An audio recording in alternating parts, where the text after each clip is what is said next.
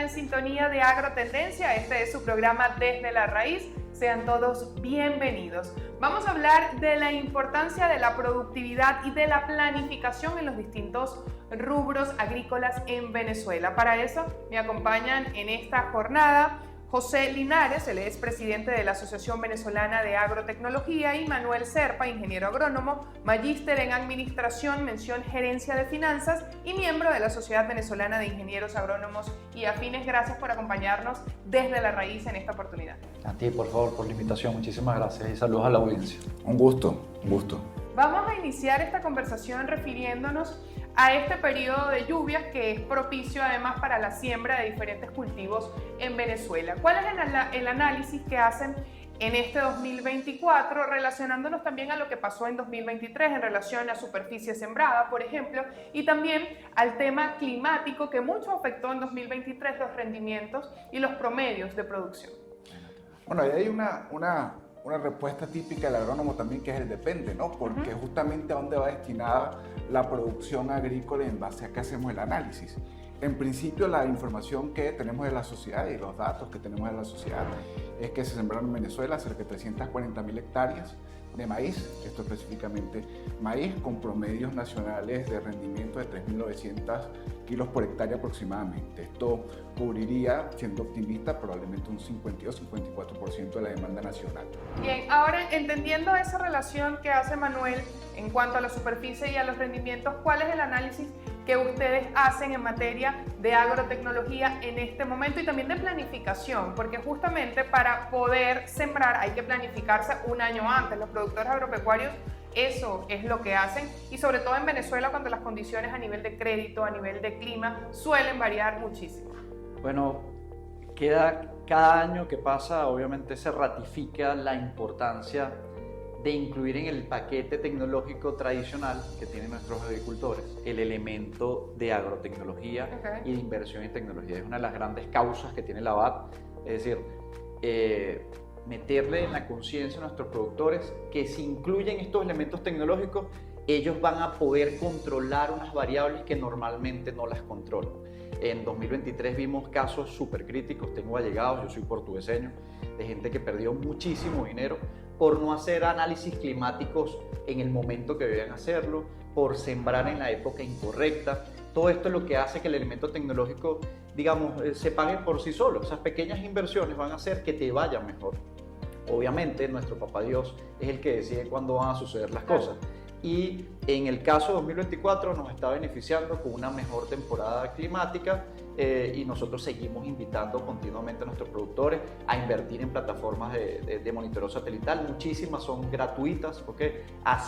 Digamos, a que este ingeniero agrónomo del futuro le dé una preparación adecuada en el uso de las herramientas para que él vea en realidad el fruto de sus cosechas. Por eso, para terminar con el tema de la planificación, si nosotros, digamos, desde el inicio, toda la inversión que vamos a hacer la llevamos controlada etapa por etapa y quitamos menos el elemento de la intuición, vamos a controlar mejor los resultados, como los que menciona Manuel en ese sentido.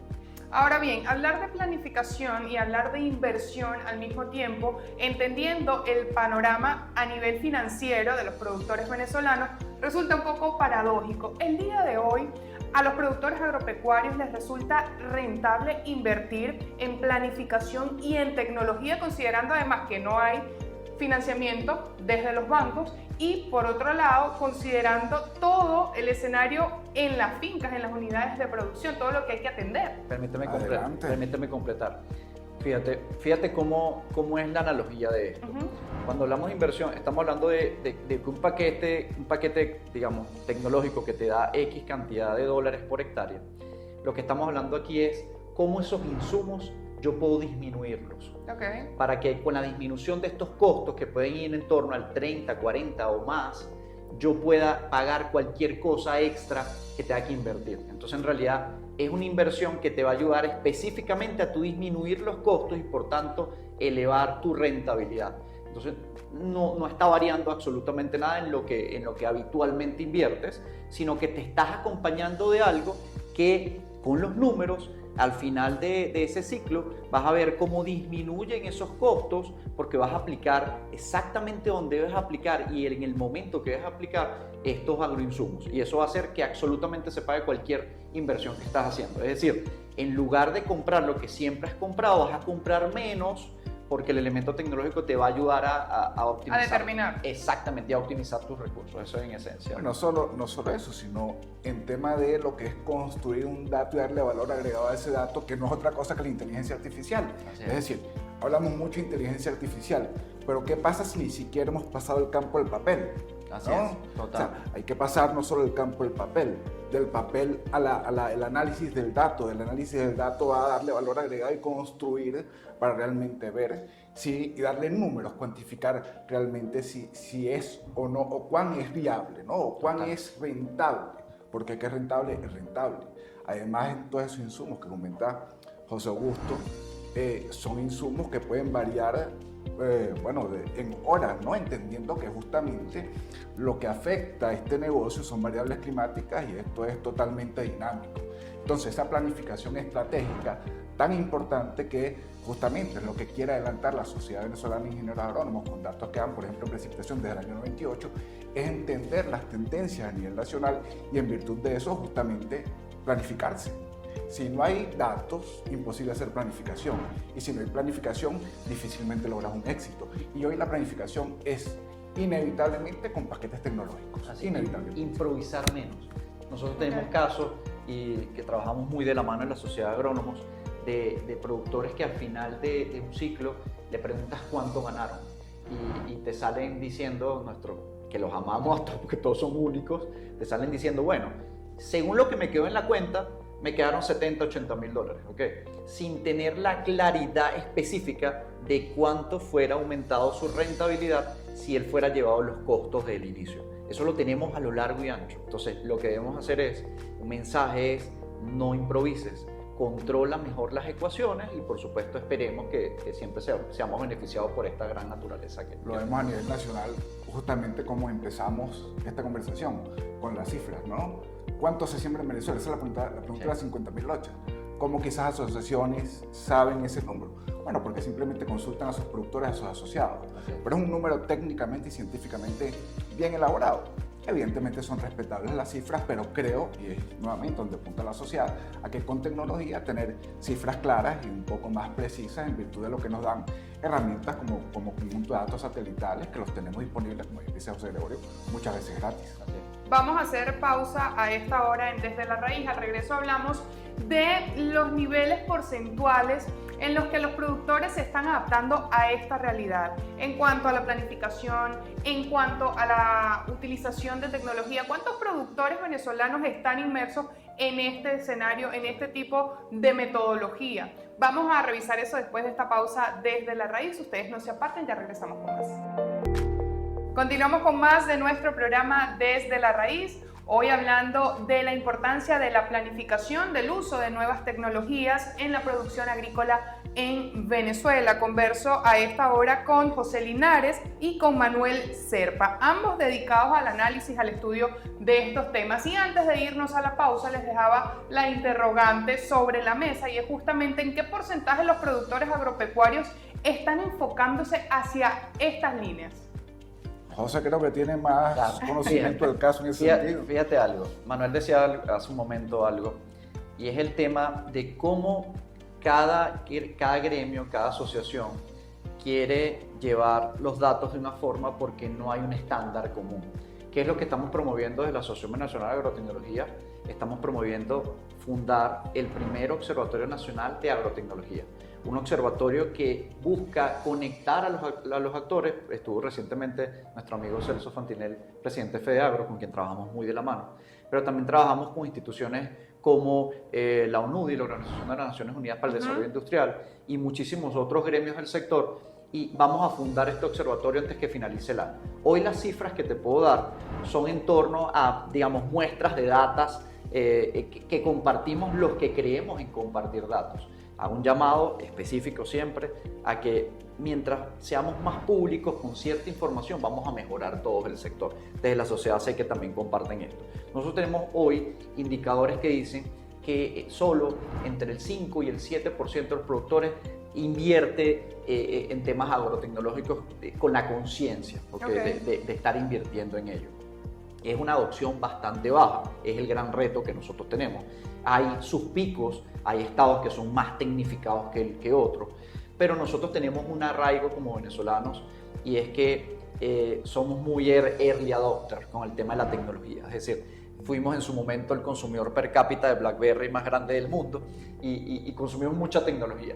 Ese mindset del venezolano de consumir tecnología es el que queremos llevar al campo. Hoy los niveles son bajos cuando los ves consolidados, al menos en las muestras que nosotros tenemos, y queremos de verdad subir esas cifras en múltiplos muy grandes. Esto va de la mano de planes, políticas públicas también que lleven la conectividad mejor hacia el campo. Es decir, es algo complejo, pero lo primero que pasa es por el tema de la promoción y la adopción, que es lo que nosotros de la BAT estamos impulsando.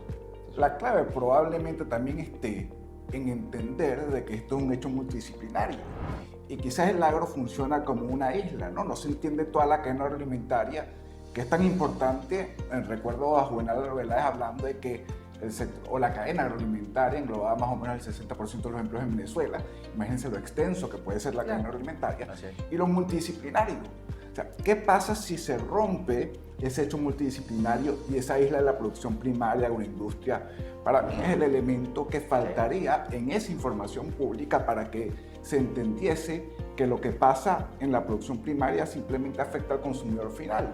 Hay conciencia de toda la cadena alimentaria, la gente y hasta el común entiende cómo me afecta a mí la producción de alimentos y evidentemente creo que pueda ser parte de los elementos que haga que políticas públicas, desarrollo de políticas públicas, de tecnologías, aplicación de tecnologías, de implementación de tecnologías ocurre en el campo, entender el valor de lo que tiene la producción primaria de alimentos. Compartir datos, tenemos que compartir datos. Bueno, creo que además en términos de asociatividad, de compartir información, los productores agropecuarios se han ido organizando también a través de las plataformas digitales, de medios de comunicación, a través de mensajería instantánea y comparten allí, por acá llovió tanto, tenemos tal situación acá con el gusano. Entonces, ese tipo de datos que también se están manejando y que tienen mucho que ver con el elemento climático, ¿cómo lo evalúan en este momento, en este 2024? Entendiendo además que para esta temporada se esperaba que la temporada de la Niña tocara con mucho énfasis Venezuela. Lo que reina, repito, si hay una proyección a cada vez ser más abierto, pero nuevamente no hay, digamos, la organización de estos datos para que, más allá de ser grupos de WhatsApp o cadenas que compartimos, sea algo estructurado, ¿okay? Porque además... Pero por allí también se comparten datos estructurados sí. de asociaciones, sí, de instituciones. Los hay, es decir, hay digamos, una comunidad muy ferviente en muchos sitios, hay focos muy grandes, pero nosotros lo que invitamos es a consolidar cifras para que el productor no tenga tantas fuentes diversas y distintas a la hora de consolidar datos. Probablemente tú, con el paso del tiempo, en la medida que vas validando qué te funciona y qué no, bueno, te quedas con una fuente. Hay diversas fuentes muy buenas, pero lo que nosotros llamamos es al trabajo en conjunto de todas las asociaciones para que marquemos la pauta de cómo deben organizarse este compartir datos y ser mucho más abiertos a lo que somos hoy. Fíjense que en julio pasó una cosa muy interesante a nivel climático. Los promedios de precipitación son mucho más bajos que los 5 años anteriores, pero la humedad relativa de las áreas de siembra de maíz es mucho más alta. ¿Qué es lo que pasa? Aparentemente hubo mucho más nubosidad. De hecho, para la fecha, el año pasado teníamos cerca de 15 imágenes satelitales desde mayo hasta la fecha, mientras que hoy tenemos solo 7. Hay mucha nubosidad. Entonces, fíjate que es la importancia justamente también compartir ese dato y el tema de fuentes. Sí, señora, sí. Porque, ¿cuál es parte de la limitante de todo esto? Oye, que las fuentes a veces difieren un poco o tienen un alcance limitado y la única manera de poder dar con el dato realmente es con la validación en campo. Ahí nuevamente la unión de redes para entender qué es lo que pasa realmente, porque si yo tengo un dato de precipitación en una superficie de un píxel de 10 kilómetros, sí, estamos hablando de 10.000 metros por 10.000 metros, lo que pasa dentro de esa área puede ser muy variable. cómo yo valido estos modelos que llevamos desde la sociedad para que realmente tener una información mucho más precisa. Con validación en campo, nuevamente, interconexión. Así es. Con el productor, con las universidades, que termina siendo muy Por favor, importante, sí, señor. con productores, con Asociaciones agroindustria. agrícolas, exacto. Sí. Es lo que hay que lograr definitivamente. Los pronósticos que manejan en este momento, cuando ya está avanzado el mes de agosto para lo que queda de temporada de invierno en Venezuela, eso me lo comentan después de esta pausa. Estamos conversando con Manuel Serpa y José Linares. Ya venimos con más de nuestro programa Desde la Raíz. Tercera y última parte de nuestro programa Desde la Raíz. Vamos en este momento a hablar de las previsiones, de los pronósticos para los próximos meses, para lo que queda además de este ciclo de invierno en Venezuela. Es una pregunta para ambos. Adelante, Manuel. Bueno, yo voy a comprometer a la producción del programa que nos invite dentro de un mes para validar qué está pasando en agosto, entender qué ha pasado en septiembre históricamente, para dar, como bien, siendo coherentes con lo que hemos hablado técnicamente, lo que pueden ser los pronósticos de producción de esta zafra. Si analizamos qué ha pasado en términos de crecimiento vegetativo con diversos índices de lo que se sembró actualmente, en efecto podemos dar pronósticos mucho más precisos, quizá para la segunda quincena de agosto, ¿no? Insisto en lo que trabaja en la Sociedad Venezolana de Ingenieros Agrónomos, dar números científicos, dar números mucho más precisos, o entender el alcance de estas herramientas para realmente dar estadísticas confiables. Así que no me voy a atrever a dar pronósticos por ahora. Pronósticos climáticos por ahora no. Ni de producción. Okay. Me comprometo con ustedes a venir, será la segunda semana, la segunda quincena de Porque agosto. lo que se conversa tras bastidores en el gremio de productores agropecuarios es que se prevén más lluvias para lo que queda del ciclo, finales de agosto, septiembre, que suelen ser históricamente meses en los que llueve mucho, y los cultivos, bueno, allí están, pero ya tienen más de 70, 80 días Sí, correcto, de haberse sembrado. Ahí, como decía Manuel, por supuesto que hay que respaldar todo esto con cifras. La ancestralidad, que para algunas cosas es muy relevante, pero acompañada con datos, lo que tenemos hoy es una visión más positiva de cómo va a cerrar el ciclo, definitivamente. Y tenemos hasta ahora tenemos un buen desenvolvimiento de cada uno de los principales rubros, por supuesto con sus puntajes de secciones, alguna que otra plaga específica que está afectando más a un cultivo. Recientemente estuvimos visitando un productor de arroz en mi región, y él se vio bastante afectado por la zona donde él está. Recordemos también que esto es muy de zonas específicas, claro.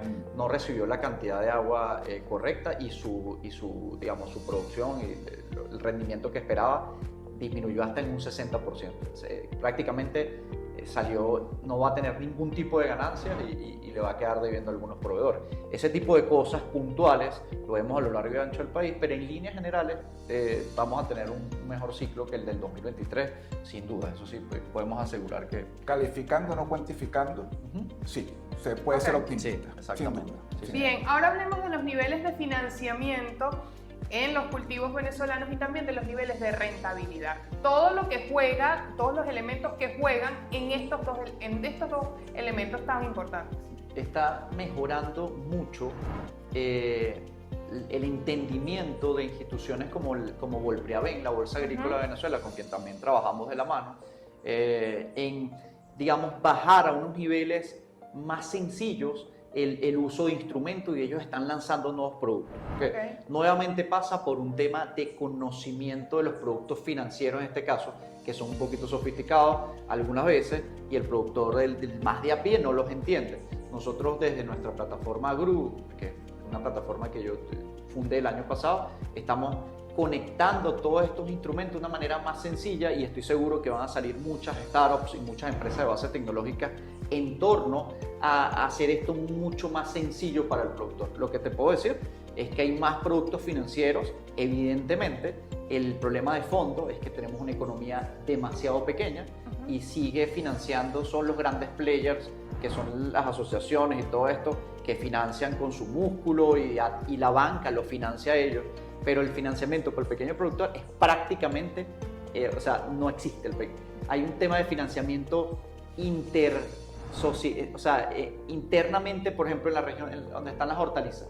¿Quién financia con músculo? Claro. El del agroinsumo, como sabe que aquí tiene un horticultor, le financia él mismo y ahí se van apalancando. Ese tipo de cosas están saliendo muy bonitas, pero de fondo no crece nuestra economía de esa forma.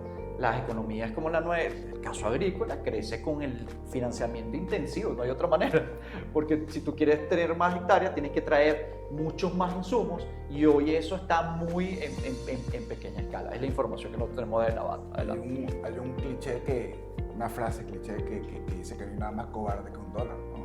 O que un bolívar, pelear a la moneda local. Y es así. El punto, y volvemos siempre al mismo tema desde la raíz, hablando desde el programa, ¿sí? Que es información. ¿Por qué no hay más actores en la cadena de financiamiento? Simplemente porque no tengo información. Sí. ¿Qué va a financiar yo? ¿Cuál es mi riesgo? Además que hay personas que ni siquiera entienden cómo funciona la bolsa En lo agrícola. absoluto.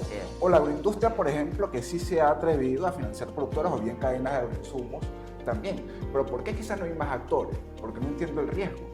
Hace poco justamente proponíamos en la sociedad los seguros agrícolas, porque además lo entendemos como una estrategia transversal como desarrollo de política pública, porque un seguro, si yo contrato un seguro, pago menos prima en virtud de cuán vulnerable sea, y la tecnología me hace menos vulnerable ante los riesgos que yo pueda tener. Es algo integral, ¿no? Pero ¿cómo sería la manera de la implementación de ese seguro agrícola? Porque Manuel me jugó posición adelantada. Iba justamente para allá. ¿Cómo evaluamos la eficacia de implementar un seguro agrícola? Ok, a ver. Ocurriría una prima sobre los costos de producción, ¿sí? Sobre los costos de siembra. Entonces, este ciclo fue muy bueno entendiéndolo cómo puede impactar un seguro agrícola, porque vimos que en el noreste portuguesa, hubo cierta superficie que se perdió por las lluvias que hubo en mayo, ¿sí? Entonces, ¿qué pasa si hubiésemos tenido un seguro agrícola activo, que el productor realmente pudiera pagar sin tanto problema, entender los costos de producción, el precio de maíz? ¿Cómo va a contratar un seguro si realmente no puedo pagar y no me rinde para después yo asumir mis compromisos? Además, el establecimiento de precios que no se sabe hasta el final de la temporada en cuánto lo vas a vender. Mira todos los elementos que interfieren solo en la decisión de tener un seguro, que puede ir por 3-4% de los costos de producción. Pero si un productor que se financia con su propio músculo, con el financiamiento actual, que es verdaderamente pobre, hubiese tenido su seguro agrícola, primero no pierde y además hubiese podido sembrar nuevamente en el caso de que, por supuesto, no haya tenido el financiamiento para poder hacerlo nuevamente. Pero el seguro se hubiese aplicado, hubiese siembra sobre las áreas de producción que se perdieron. ¿Y quién sale ganando de todo esto? La agroindustria, el consumidor final, el productor, la aseguradora. ¿Sí? Fíjate qué interesante. Qué bonito sería entonces que nazcan nuevas startups dedicadas a eso, imagínate. El próximo Cachea del agro. Puede ser, ¿no? Que puede ser. Pero todo esto va a salir en la medida que entendamos que todos somos parte del sistema agroalimentario. Yo siempre hago esa pregunta cuando estoy aquí en Caracas. Cuando estoy en un evento o algo, les pregunto a la gente quién es parte de la cadena de valor del agro, levanten la mano y la levantan solo el 30 o menos por ciento. Y todos somos parte de la cadena de valor del agro porque nos sentamos 3 veces al día y consumimos alimentos todos los días. Además, entendiendo la cantidad de estados agroproductivos en el país, son 18 estados que se dedican de alguna manera a la producción 300 municipios, los 335 que tiene el país, tienen vocación agraria. Así es. Yo les agradezco a ustedes habernos acompañado en este episodio desde la raíz para hablar de la importancia de la asociatividad, de la tecnología, de la planificación en el agro venezolano. Me acompañaron José Linares, presidente de la Asociación Venezolana de Agrotecnología, y Manuel Serpa, ingeniero agrónomo, miembro de la Sociedad Venezolana de Ingenieros Agrónomos. A ustedes, como siempre, gracias por acompañarnos desde sus hogares. Recuerde seguir toda la transmisión de Agrotendencia en nuestra aplicación, que puede descargar en sus dispositivos móviles en Venezuela y en el resto del mundo. Esto fue Desde la Raíz. Yo soy Francis Torrealba Naranjo. Que Dios nos acompañe y que Dios bendiga a Venezuela.